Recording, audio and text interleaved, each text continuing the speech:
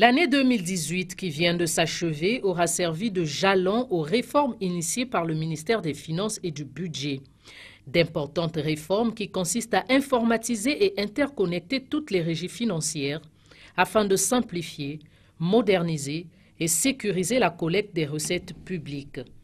Au nombre de ces réformes figure le HR Payroll, qui est le système intégré de gestion des ressources humaines et de la paie des agents de l'État, le e-tax, le système de gestion des impôts et des taxes, le CISPACE, système de suivi de paiement des créances de l'État issues du secteur pétrolier, et le SIGFIP, système intégré de gestion des finances publiques. Ce dernier est un outil informatique important. Son implémentation permettra au Congo de faire un bond dans la modernité en ce qui concerne l'élaboration du budget, son exécution en recettes et en dépenses, mais aussi de maîtriser l'information financière échangée entre les différentes institutions. Ainsi donc, tout au long de l'année 2018, les informaticiens de la Direction des systèmes d'information du ministère des Finances et du Budget ont travaillé d'arrache-pied sous la supervision du ministre des Finances Calixte Ganongo pour préparer ces nouveaux outils de gestion des finances publiques qui seront mis en service courant janvier 2019. Il s'agit d'un dispositif essentiel qui permettra justement un début d'interconnexion, si ce n'est déjà l'interconnexion des régies financières, mais avec déjà les autres ministères. Nous espérons que ces prochaines étapes ne seront pas longues, parce qu'il est important pour nous d'arriver à fin décembre avec ce travail d'implémentation déjà accompli. Une série de séminaires de formation a également été organisée pour préparer tous les acteurs qui manipulent les finances publiques à ce nouveau mode de gestion. Promouvoir la transparence, promouvoir l'efficacité, donc c'est pour que tout le monde soit effectivement au courant de ce qu'il nous faut tous faire un effort pour aller vers un nouveau paradigme de gestion. Ces séminaires ont été organisés à Brazzaville en partenariat avec la Banque mondiale. Déterminé à mettre en œuvre ces réformes, le ministre des Finances a invité des experts rwandais à Brazzaville pour un échange d'expériences au cours d'un colloque sur les réformes des finances publiques organisé dans le but de mettre en place un cadre juridique et fiscal moderne adapté aux évolutions économiques en s'inspirant des meilleures pratiques internationales, notamment le modèle rwandais. Ce petit pays de l'Afrique de l'Est est considéré par les bailleurs de fonds internationaux comme l'un des meilleurs élèves de l'Afrique en matière économique.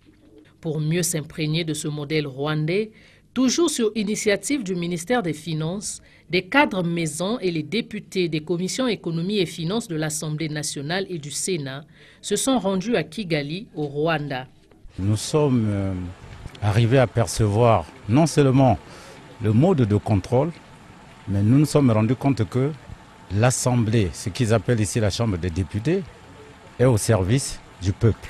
Et effectivement, nous avons vu en ce qui concerne les recettes, que ce soit au niveau de la perception ou la dépense, l'outil informatique est l'essentiel. C'est pour cela que le Parlement doit accompagner le gouvernement dans la mise en œuvre du système d'informatisation qui doit intégrer tout le pays. Par ailleurs, toutes ces réformes ne pouvant se faire sans les hommes, Calixte Ganongo veut s'entourer des hommes qu'il faut. Il a donc invité au cours d'une communication à Brazzaville les agents et cadres sous tutelle à prendre le train de ces réformes. Ceux qui veulent prendre ce train en marche, le train de la réforme, le train du changement des mentalités, aujourd'hui, c'est ce que je voudrais, c'est une réelle prise de conscience de nous tous.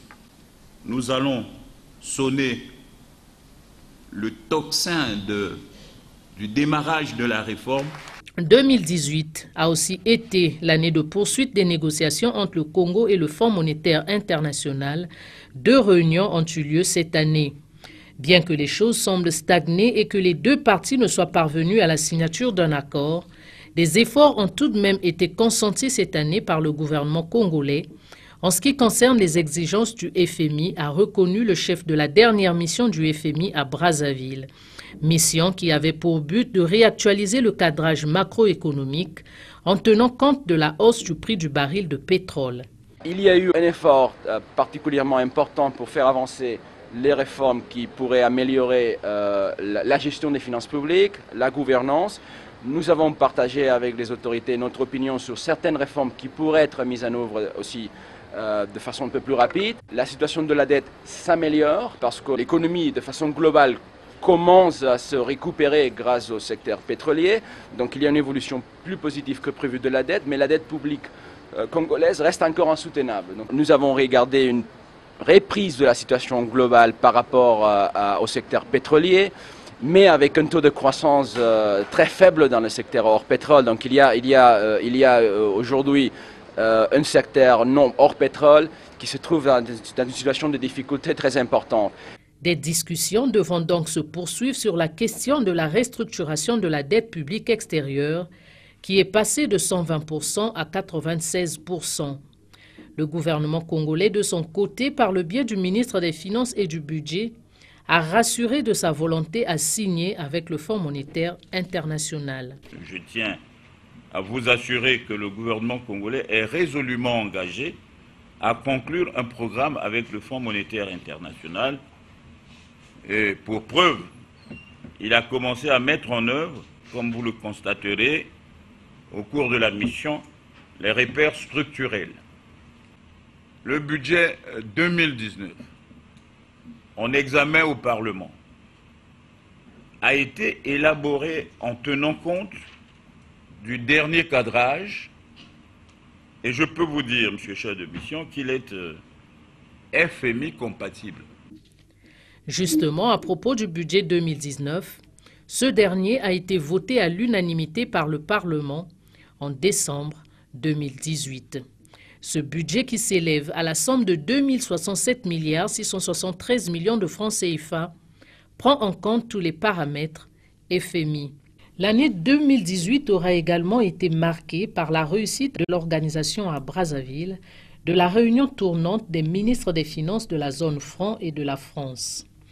Les 14 pays de la zone franc et les Comores, avec la France comme partenaire, étaient tous présents à cette grande rencontre d'échange en vue de mettre en œuvre les politiques macroéconomiques cohérentes, mais surtout soutenables, axées autour du développement économique de cette zone.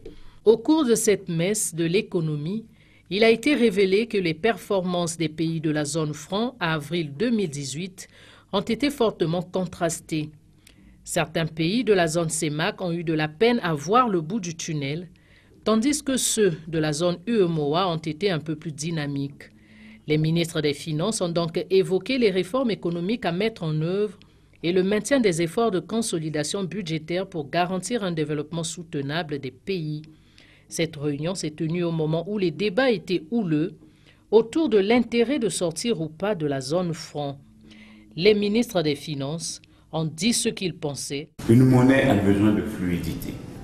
Une monnaie a besoin de sécurité. Enfin, une monnaie a besoin de force, parce qu'elle soutient l'économie. Et justement, ce qui a pu être dit ici, c'est que selon qu'on se trouve dans une zone monétaire ou en monnaie nationale, il faut essayer un temps, soit peu, de réunir tous ces éléments. Ce qui me semble que dans le cadre d'une solidarité est plus plausible que dans le cadre d'un cavalier tout seul qui serait rendrait les choses hors date. Est-ce qu'ensuite le franc CFA a un avenir?